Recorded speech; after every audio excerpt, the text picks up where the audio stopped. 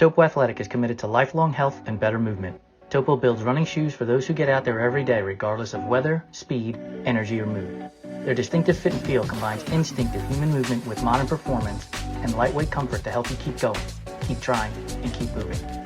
Discover the Topo difference and step into a run experience unlike any other. Oh my goodness, we got this in like 5 seconds. Too quick, huh? This is incredible. I love this so much. I didn't even get to mention how amazing our partners at Topo Athletic are. And to go out and check out the Topo Spectre if you're looking for an amazing road running shoe. But before you go, I'm also going to make sure that people know that they have made 400 special edition Chicago Marathon Topo Spectres. So if you're running the Chicago Marathon, go check out this. I'm not running Chicago Marathon, but I'm thinking about buying them because they look cool as fuck. Yeah, I might just buy them because they look cool. I mean, you're not going to get me on a road race, so. But that doesn't mean I still can't wear them like people wear Jordans. So, hey, but Brian, thank you so much for joining us. Excited to have you on the show. Yeah, thanks for having me. I appreciate it. Before we get started and before we jump into the questions, we always start with the icebreaker question. You may or may not have heard this one before, depending on. We've had people like look into the questions before, but let's see if you've heard this one before. Are you ready? Sure. Pineapple on pizza, yay or nay? Yay. Yes. Boom. Sorry, Ethan. We were such good friends in the green room. You know, dude, hey, once you mentioned triathlon, it was off anyway. So, like, what's I am technically somewhat retired from triathlon, so I got to rebuild my reputation with you now.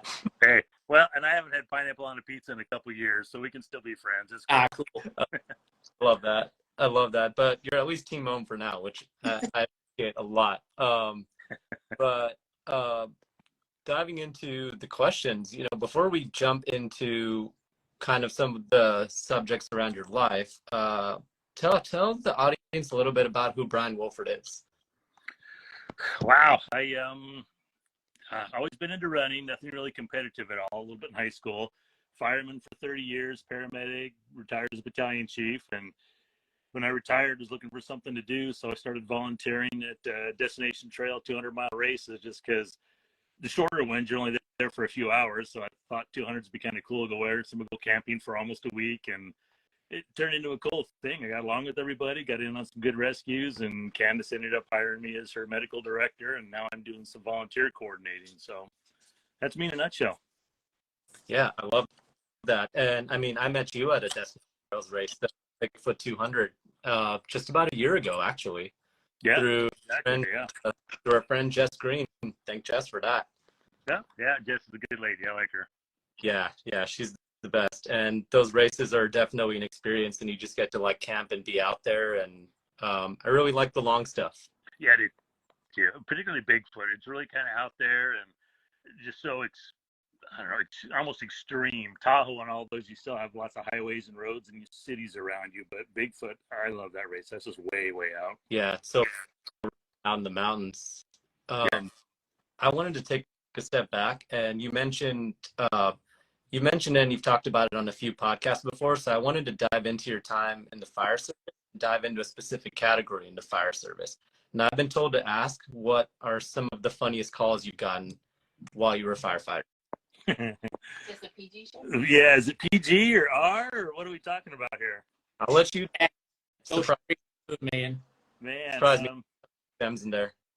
Oh, God, there's so many funny ones, honestly. We've had, I got to think if I want to say some of them on the air, but we're not a PG show. We've had somebody ask before on the show, Brandon Hozak, if they curse because Jason cursed. Like, say that on air? I'm like, yeah, we're not. Yes. God dang, guys.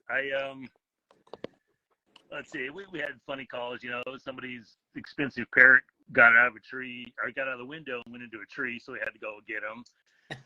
A funny thing we would have a lot. We were in more of a retirement community, so a lot of the older women that no longer had mates would get injured when they were naked a lot. So all of a sudden here comes 3 to 4 or 5 firemen in, and here's this lady laying naked on a bed looking at you because her hip's out of place or something else hurts. And we would have what we call repeat offenders or frequent flyers, and we would get called a lot.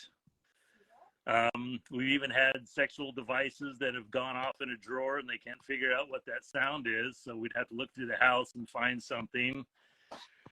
And I don't mean to pick on the women, because guys have heart attacks doing weird things too, but yeah, no, I had one lady actually throw her hip out of place using a massager, we'll say. So, oh yeah. No, and the sad thing is when you transport someone like that, you have to call the hospital, at least you used to, give them an update of what's going on, and to explain on the radio that this gentleman's having a heart attack because he was masturbating prior to get there, or this lady threw her hip out, or any number of things. The nurses would always watch us when we come in and just giggle and point at us. So, yeah. Like what's the facial expression on the patient when you walk in? Are they like, is it beet red like a tomato, like just pure embarrassment?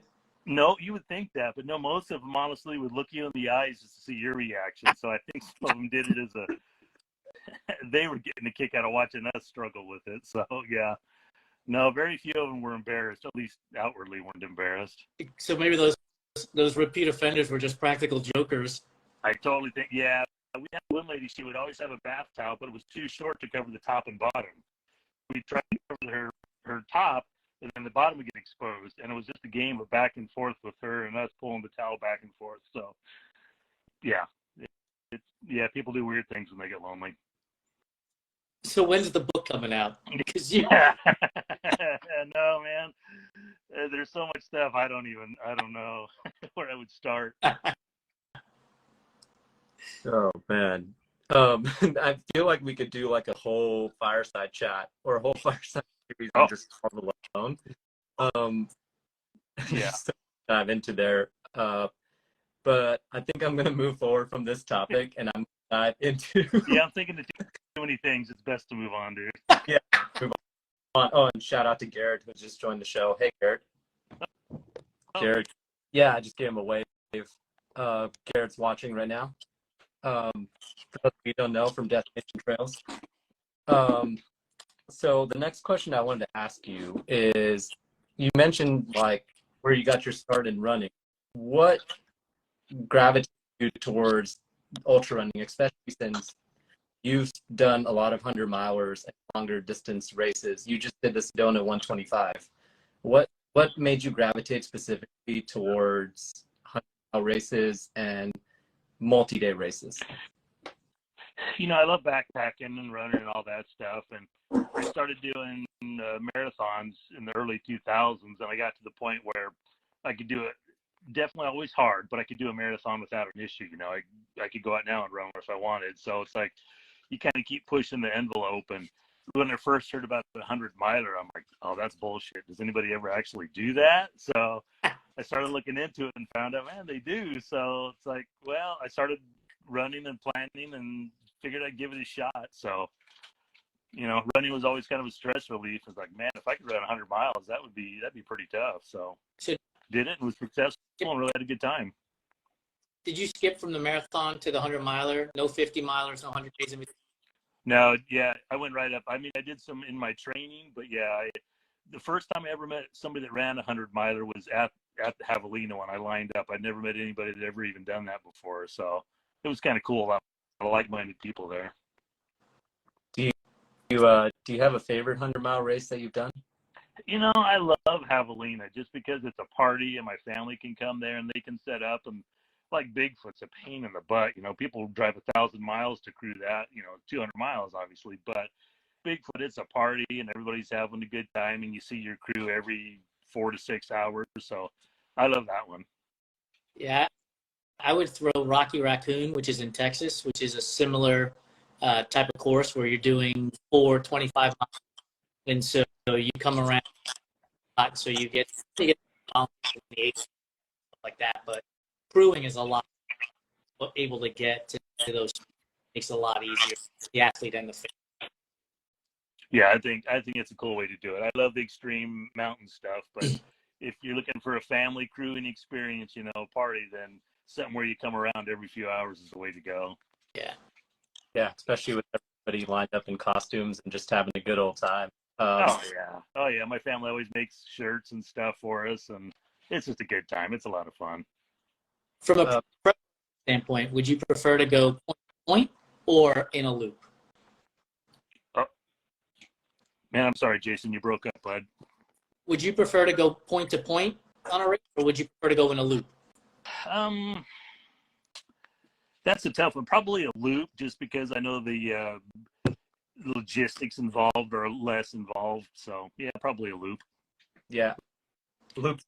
So Jason, you're not a big fan of loops. Well, you're not a big fan of shorter loops. We just got him to do jackpot 50-miler like back in March, and he did not enjoy a minute of it. And now he's back to do across the years. So oh, there you go. First, right? Yeah. I would prefer a huge loop, but yeah, I hear you. Yeah, like jackpot. Yeah, if it's a 20-mile loop, it's cool because 3, 4, 5, 6 hours come back around. But jackpot on a 2-mile loop and then across the years on this 1-mile loop is going to be awful. Yeah, I've been thinking about across the years too, and that looks intriguing, but it's also, man, a 1-mile loop. My God, 200-300 times around that. I don't know. It's a lot more fun than it looks. You'll see me out there for 6 days if you're doing it. Well, that's what I'm thinking about. So maybe we can commiserate in our pain together. Yeah, that'd be awesome. I'm thinking the life and doing the last person standing. So I don't have to really worry too much about being out there for 6 days. Well, I don't know, man. I think I'd rather do a loop, but that's cool. You do you. 15-minute last man standing. That doesn't sound ideal. No, not at all. Not at all. Normally I wing this kind of stuff, but I've already been strategizing on how nutrition and liquids and everything else. That's how involved, I guess, in this particular event I am way more than others. Wow. Well, good for you, buddy. That's cool. Yeah, we'll see what happens. Yeah. So since we're on the topic of races, you just did what I believe is your longest race, if I'm correct, just recently back in May, the Sedona 125. Correct. Yeah. We do have an overlap here because Jason has done the Cocodona 250, so he's seen the 25 miles you've done. He's seen that in the back half, so different experiences, but nonetheless similar course because they went back to the inaugural course this year. So talk about the Sedona 125 and how that experience was and some of the coolest moments. They had such a huge cutoff. I wasn't stressed about making cutoffs, which was kind of nice. I wanted to do 2 things. One, I wanted to set a PR for my distance, and I love that part of Arizona. I also wanted to kind of mess with some of the sleep strategies because that's one of the things we have a lot of issues with at our races. So I thought, I want to spend some time out there and sleep on the trail, try to sleep in an aid station, see how some of that works. So it's not just anecdotal when I'm talking to runners about it. But the coolest part was when we were crossing the Oak Creek, I think it was, or the stream just outside of Sedona, is Scott Rokas. It was about 3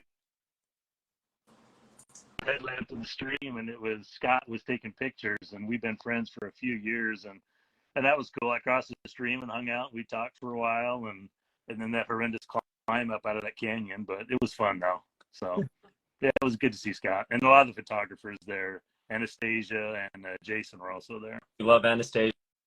Got to see her at Broken Arrow. She's good. She's awesome. Yeah, she's very cool. She was a bright spot in a lot of sections of the race, and my family went out and crewed me along with one of my good friends. So yeah, it was fun. It was a blast. I saw them at every aid station where they could have crew. So I don't know the full details of the event. So where was the start and finish line for the Sedona? It's the 25, the Cocodona 250. So it starts in Sedona and it ends exactly where Cocodona ends in Staff. Yeah, it started actually in Jerome and then ended. Yeah, so it was. Okay. Yeah, it was that section coming out of Jerome was a little rough going down that power line with the glass and the garbage and stuff. But yep, as I know but yeah. So yeah, like when you first going into Jerome, when I did it, you're like, oh, this is a cool little town. When you leave Jerome and you go down to that little power line section, I was like, what is going on here? Like this is the town I just saw. I know. I was like, I got to be off course, but there was other people in front of me. So, all right, we're all off course then, man. Okay, we're good. So did you guys? So then you did have an aid station at the church in Sedona, as well. Yeah. Mm-hmm. So which is cool because we had a cousins with a house right next to it. So I went to the house, had a shower, and took a nap. I was like, this is my kind of racing. Fellas, that sounds awesome during a race. It also sounds like it could be a trap, but if you can handle it, then it's good. Yeah, it took more mental fortitude to get off the couch where I was napping than just about anything I've ever done after a shower. But luckily, it was only 30, 40 miles into the race, so I wasn't dead yet. So that'd have been a whole different story at 100 miles. At when we were in Sedona, there's I forget the section, but all of a sudden we saw a headlamp coming at us, and I was like, "Oh, this is good." And so I'm like, "Are you on the right path?" He's like, "No, I'm lost. I'm back." He's like, "Are you guys on the right path?" And I had the course download to my watch. I was like, "Yeah, we're on the right path." He's like, "Cool." So he stays with us for a while. I'm so tired. I lay down on this slab of bedrock, take it for 15, and he's gone, right? And then 3 hours later, we see the guy again, but he's coming at us again. And he went around the course twice. So instead of Cocodona 250, he must have done Cocodona 290. Or so bad. Dude, just stay with us until we get to a clearing where you know where you're at. Yep. Yeah, I ran into some people like that after the stream crossing. They didn't have it downloaded on their phones and they were lost and wandering. It's like, I'll get you to an aid station, but you need to fix it because this is kind of wild out here. Yeah. Well, before I get into a topic that relates to that, I have to say, if you're thinking about doing those races, please download the GPS file. There's a reason we check for that. There's a reason they check for that thing at the pickup. It's have to know where you're going. You have to have that on your phone. It's amazing. I mean, I could go on a whole rant about how people get upset when you call them out for a GPX file, but I'm like, it's for your safety. But speaking of safety and speaking of a guy doing the Cocodona 290, what did you learn about sleep strategy in that race that you feel helped you out? Or did you learn anything that can help you out with sleep strategy, or did you kind of throw things up against the wall and realize that there are things that might not work? I found trail naps work pretty decent for me. I mean, trail naps are more of a short-term solution, 5-10 minutes for most people. So I learned you definitely got to be prepared with warmth and bug protection that a lot of people kind of don't. I kind of found you got to be off the trail a ways. Otherwise, people are going to step on you or wake you up to see if you're okay every 5 minutes. So, and as far as sleep stations, I already kind of had this one figured out, but sleeping in your crew car if you can, or getting as far away from the noise is going to be a big benefit. Too many people don't take earplugs, don't take anything else, and are kind of bummed out when they're sleeping in a tent right next to the aid station cooks. And it's so yeah, I learned a few things, got to experience it a little bit better. But as far as anything new, I don't know if anything new really came out of it, but at least I have firsthand experience now. Well, I can tell you for sure that I'd like the tip of being able to be as far away from people as possible. Not just because I'm an introvert, but just sleep better when you're farther away from people. When earplugs is a big one for sure. I didn't have earplugs until my later drop bags at Moab, and I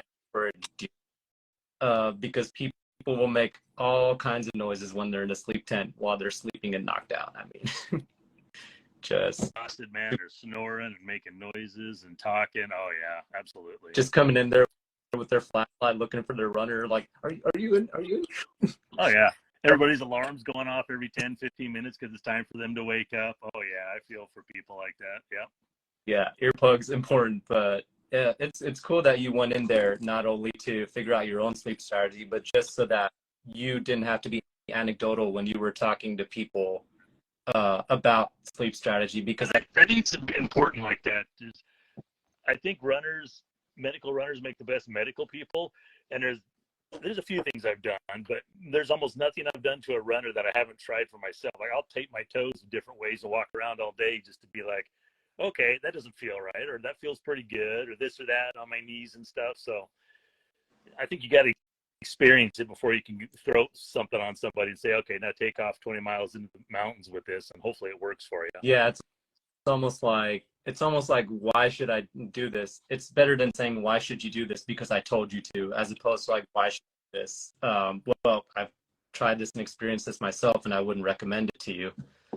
Yeah, absolutely. Yeah, I have a lot more belief and faith in someone if they're like, no, I've been through what you're going through, or I've done what I'm going to do to you. And it's like, all right, firsthand experience is the best.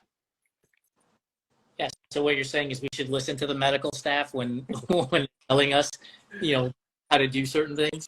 Yeah, it would be nice sometimes, and most people do. But yeah, it's like, trust us, we want to see everybody make it to the finish line. We don't want to pull anybody. So We talked about in the green room prior to the conversation, and so I'm glad this is coming up naturally. So, like I mentioned to you, when I got to the top of Mingus and we go into that aid station cabin, the medical staff, the guy came right up to me a series of questions, and it was conversational, right? It was nothing like accusatory in a sense, and so he must have felt comfortable that I could continue with the event. He walked away, and I looked at my pacer and crew, and I said, that was a really cool conversation, but I get the feeling more about I continue because he's clear-headed and wanting to be my friend.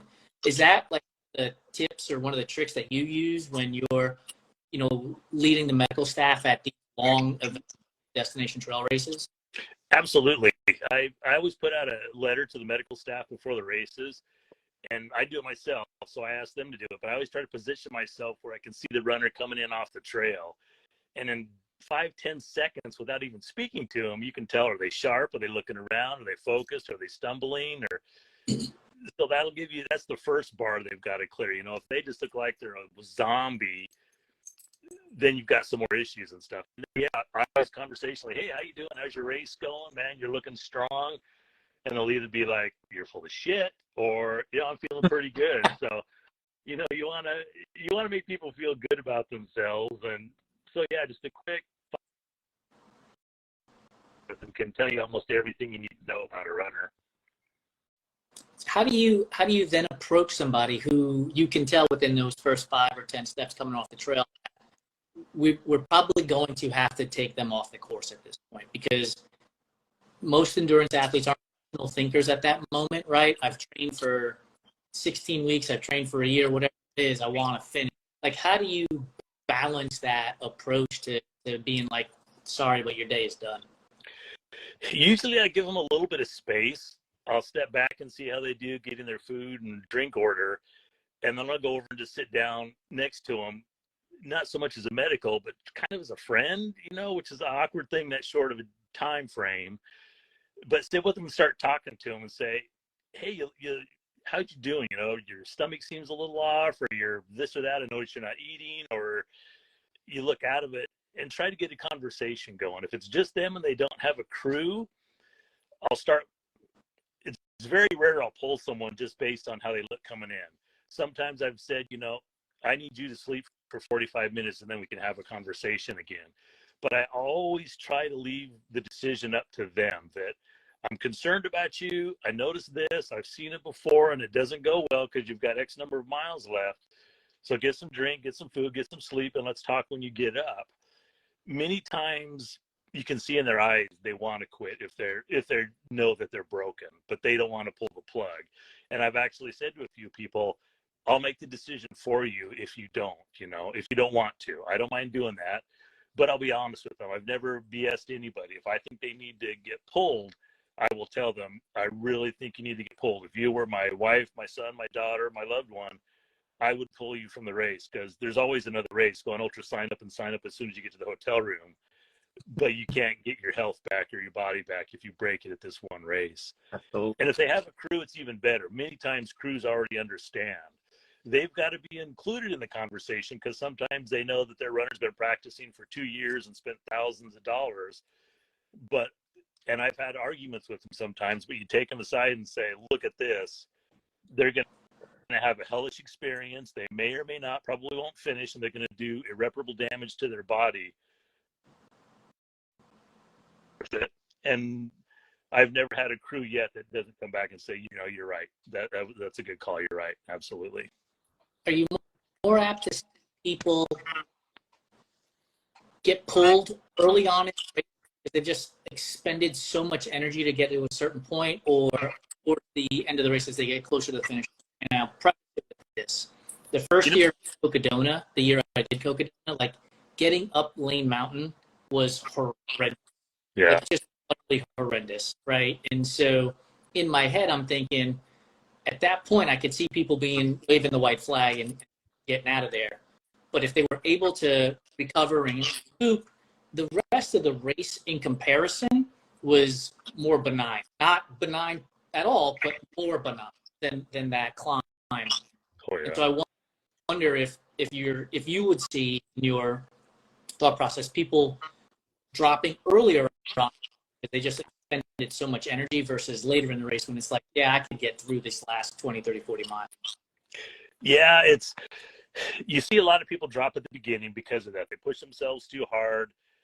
And I don't know, I always call it the thinning of the herd. And I don't mean that derogatory at all, but you get a lot of people that aren't prepared, a lot of people that don't have experience racing long distances, and they go out way too hard and they can't come back. And the first 20 miles, you're going to see that's going to come to the top pretty quick. So at the beginning of the race, we'll get them that expend themselves too hard or they get trauma. And then at the end of the race, it's sleep deprivation. But as far as pulling people, more so at the front of the race, probably 60-70% of the people I pull are in the first 20 miles of a race. So let that be a lesson to all of you that are watching and listening.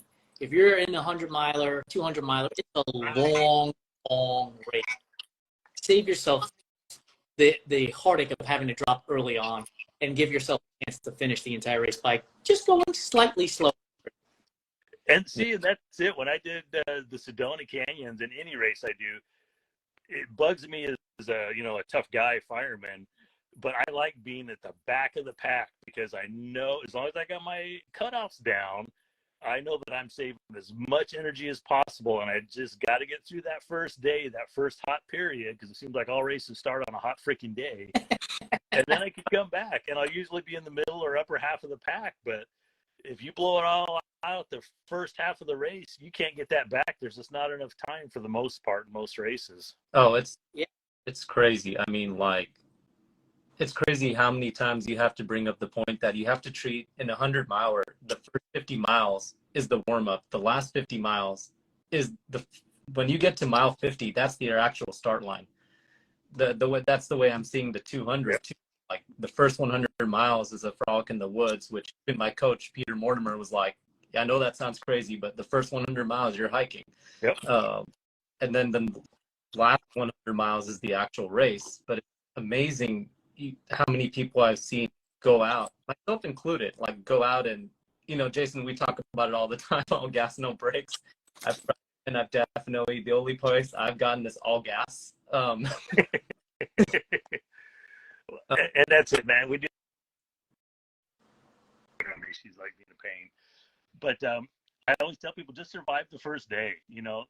After there, it's going to get better. But just survive the first day and then get to the night, and then you can start owning your race. But if you kill yourself in the first 30, 50 miles, nothing else is going to go right there. It's going to be a terrible experience. Yeah, with the athletes I coach, I always tell them for 100 miles, the race doesn't start until the 100K mark. Yeah. And if you don't have energy, it's the 100K mark. Because you're at that point there for a number of hours, you've conquered 60 miles, and your mind is like, yeah, but you got 40 more to go. It's like, what? And so if you've already spent all your max time you get to that point, man, those 50 miles are going to be really, really rough. Oh, yeah. No, and that's a good way to put it. Absolutely. Yeah. It's a shame, though. People do it all the time. That brings up the topic that we were talking about in the green room, and I'm going to try to bring this up as diplomatically as possible, but also we don't mind a little bit of controversy, so I'm totally okay with it. Just talking about, let's call it influencers. We see it all the time on social media. They have like their squares, they're posting their workouts, they're like 24/7, stay hard, keep hammering, working their butt off, and then you have people who take that and show up. You've seen it yourself, show up to these races. Like, I'm not calling out anyone in particular. I'm just talking about objectively the things that I've seen, and objectively the things that you've seen. People going out who have done nothing more than a half marathon, going out and doing a 200-mile race, and then blowing themselves out with this sort of like this tough guy mindset. Talk about that and your experience with that, and what you have to say to people doing that. You know, and that's the tough thing, because they do that. Because social media is somewhat, it's only the good shots, you know. And I have yet to really see a social media influencer show up to a race where the race report matches what I saw during the race.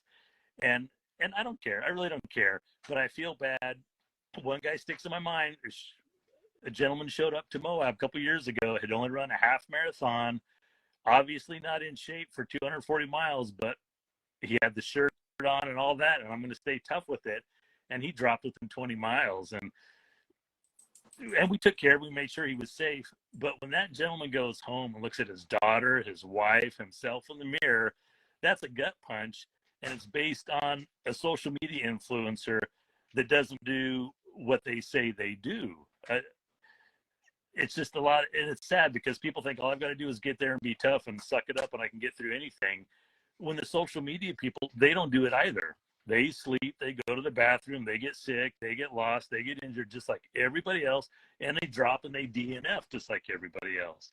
But when it comes out later on, it's like, I didn't, or I did, or whatever. It's like, none of that's true. Everybody's human. Everybody's got to breathe. They've got to eat. They've got to pee. They've got to sleep. And for people to base a race or their life on that, it's sad, because a lot of people are looking for that idol, and it's like, you got to be your own idol. You know, you got to do your own thing. Whatever it is that you can do, you do that, but don't base it on social media. And so many people have just gone through hell because they're not as tough as some of the social media people. And it's like, that dude's not that tough either, you know? And I don't mean that bad, because a lot of them motivate people to get out there, which is great. But it should be tempered with, yeah, I went and did this race, I DNF'd it, or I got injured, and I slept, and I came back. Nothing wrong with that. I'd have far more respect for someone that says that than, I didn't do any of that, and I ran through the whole thing blindfolded on one leg and kicked everybody's ass. It's like, no, you didn't. I saw you, so shut up. So. Yeah, we're big believers in showing the behind the scenes. Aum has posted a number of times all of the dirt naps that we're taking in the middle of these races, and Yeah. you know, Can I just say amazing dirt naps before you continue? Proud of all the pictures we're taking of me at Cocodona.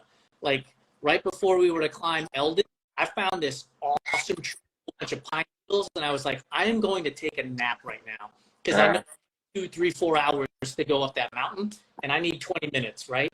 Like, I still climbed the mountain, I still got to the finish line. See, that's it. Oh, yeah, that was a hell of a climb too on Eldon. I hated that. Yeah. You know, right though, man. Like, there were people that, and then look, they didn't start in Black Canyons at all. I get it. Like, they're on Eldon and they're doing their thing on the weekend. But there were people walking past me and hiking past me on Eldon that weren't even breathing heavy. And I was like, what the fuck? Like, are you people human? Like, I'm dying getting up this mountain. I can't imagine. I did Eldon for training while I was out in Flagstaff, and even that was like, oh my God, like, how do you people do this like 200 miles or whatever miles into a race? Oh yeah, God, yeah, no, you 250 milers climbing Eldon. That was hard enough after 100 miles, 110 miles, but oh, that's a gut punch. Yeah, well done. Speaking about the tough conversation and the I'm tough. So one of the T-shirts I've been telling Aum we're gonna start selling is "You stay tough, I'm gonna take a nap," because like like you go do your thing, I'm gonna go take a nap. You know, like I don't have to worry about staying tough or staying hard, shall we say.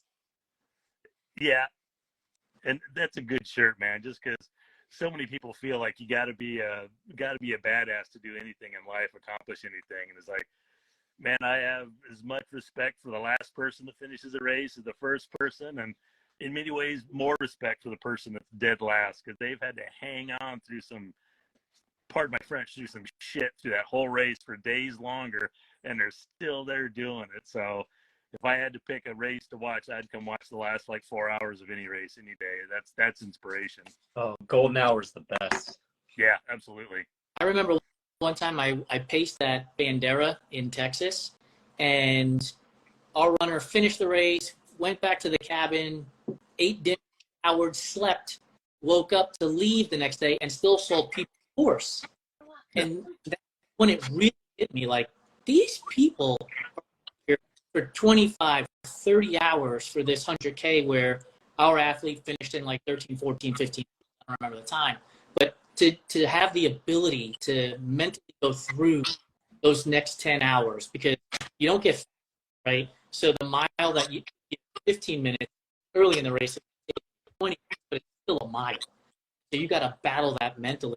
And so, yeah, my hat goes off to the people that are out there, you know, even if they were intending on 15 hours and finishing in, or planning on finishing in 30. Kudos to them, because that is not an easy thing to go through. No, that's the thing about ultra running. It's as much a mind game as it is a physical game. You've got to have some stick-to-itiveness, and you guys know it's like life, man. You're gonna have your low points where you're crying, and then 30 minutes later you're giggling and laughing, watching the sunrise, and then 30 minutes after that you're crying again. It's like it's just all the emotions, and to be able to hang on for another, like you said, 48 hours after the first person finished.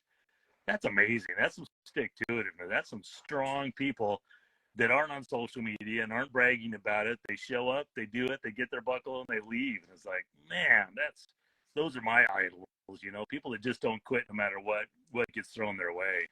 Absolutely. Yeah, I mean, the Bigfoot last year, just watching, she was on our show, Mackenzie, if you remember, Jason, Mackenzie Bartholomew. She was the DFL finisher last year at Bigfoot. That was a whole lot of emotions. A couple years ago, I had the honor of watching Natalie Bickers finish with 2 seconds to spare.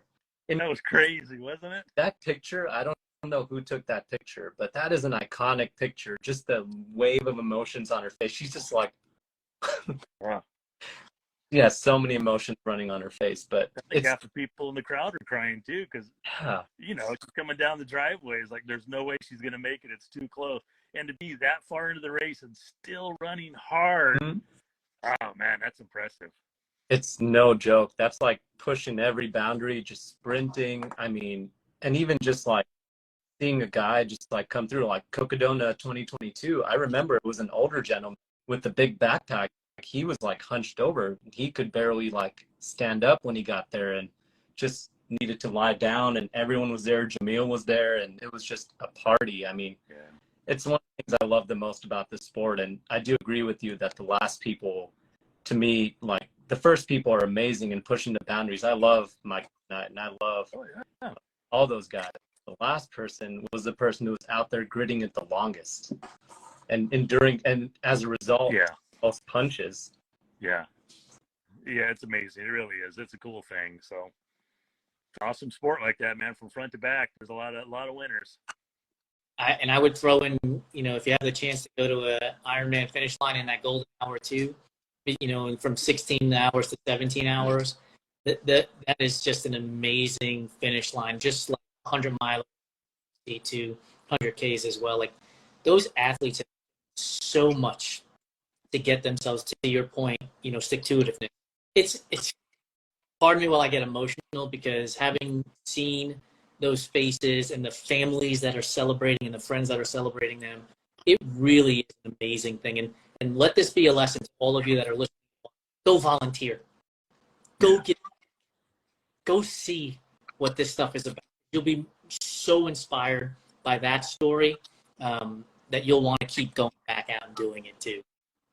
Yeah, I couldn't agree more, man. You go volunteer and you really see it and spend some time with the people in the aid stations or at the finish line. It reaffirms my faith in humanity. A lot of cool people volunteering their time and are there just to help someone they've never met get across the finish line. It's like, that's cool. That's very cool. Now I'm emotional, man. Yeah. Man, I just love these sports. I mean, especially ultras. I mean, just man, it's why we started the business, was to get stories from people who are in the middle of the back, because you can go to a lot of publications and get the story of the person who runs a 5 mile and finishes an Ironman in 8 hours or 100 miles in hours. But they're not like us, right? That's not who we are. So when we read stories about someone who's doing their first 100 miles, is it in 31 hours, 59 minutes, 58 seconds, 2 seconds before the cutoff, like, I want to hear that story. I want to have bread and coffee with that person and hear their story. Yeah. And so I launched this business exactly for that reason. Well, that's cool. Good for you, because that's a story that needs to get told, in my opinion. You know, not like you said, the elites are incredible people, and I'm jealous of all of them. But I'd much rather hang out with the person like Natalie Bickers and talk to her about her race, because that's impressive. That's also rare in society. It seems like, you know, everybody shoots for comfort, but her and everybody else at these races, like, no, I'm going to throw myself into it. I'm going to be uncomfortable for days, and I'm not going to quit. Man, that's cool. Just uncomfortable for days, fighting cutoff after cutoff. I mean, I can't even imagine the mental fortitude it takes to be doing something like that. Oh yeah, no, that would mess with me to know you've got an hour left in your miles from the finish line after, like, oh hell no. No. Jess and I talk about that all the time. Even a couple hours ahead of the cutoff, like, we gotta get out of here. Yep. Jess will be like 6 hours ahead and be like, the cutoffs, the cutoffs. That sounds like Jess, yeah. Well, you know, thank you so much for being on the show, Brian. But before we go, we're going to jump into the rapid fire section, which, like Jason said, is mostly about food. And Jason is the one with the passion for food, as we've seen in Food Fight Friday, which you can see every Friday. So, Jason, I'm going to let you take over the rapid fire. Awesome. So we already discussed the pineapple on pizza. Let's see if you can redeem yourself. Timo. All right, man. I'll give it my best shot. Oreos. Are you an OG guy, the normal ones, or are you a double stuffed guy? I'm the OG guy. Yes. Licorice. Are you a fan of licorice? No. No, not at all. No. I love it. Candy corn. Is candy corn a real candy, or is it earwax covered in sugar? Earwax and sugar. Peeps. Are Peeps a real candy, or are they just a dust ball covered in glitter? Yeah, I'm going with the dust bowl, buddy. No, it's not candy. Are you creamy or crunchy peanut butter guy? Crunchy, all the way. Yes. Extra crunchy. Oh, yes. A roll. Is a hot dog a sandwich or a taco? Whew, that's good. I'm going to go sandwich. Yes. Is red velvet cake an actual flavor, or is it just chocolate cake and red food dye? Chocolate and food yes! dye. You guys are friends again. Yeah. Very cool. Brownies, nuts or no nuts? No nuts. Corner piece or edge? Or centerpiece, excuse me. Centerpiece all the way. Oh, you're on such a roll. Dude, you almost had me there. What's the ultimate brownie? So you've got a centerpiece with nuts, or put ice cream on it. What's the ultimate brownie for you? It would be almost too hot to touch, gooey centerpiece with some vanilla ice cream. Nice. Yeah. We'll go back to the red velvet cake. What's your favorite cake? It would have to be like a chocolate cake with chocolate icing. Nice. Yeah. Your favorite ice cream? Ooh, probably like a good quality chocolate chip ice cream. Not to be an elitist, but I actually got my own ice cream maker now. So I'll take like Ghirardelli chocolate and shave it and put it in with it now. So so not really fancy.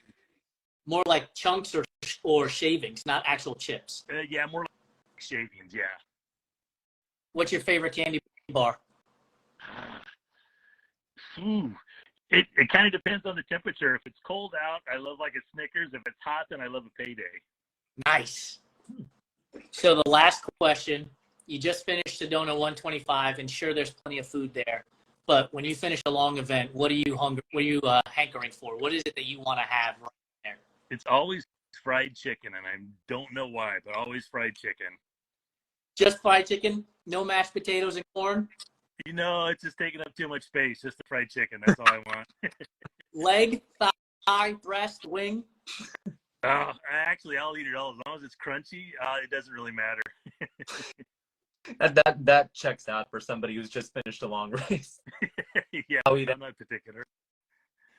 All right. Well, Brian, you answered all the questions perfectly right. Appreciate Well, your thank you, Jason. we look forward to it. So, by the way, if you're just joining us right now, the show will be on our here in a moment, but it'll also be on our website by Friday of this week, as well as on our podcast owned by when? Probably by Wednesday. Awesome. Brian, thank you so much for your time. Really appreciate it. Thanks for the laughs. All right, thanks, guys. It's been a blast. I appreciate it very much. Thanks so much. Bye. Bye. Bye.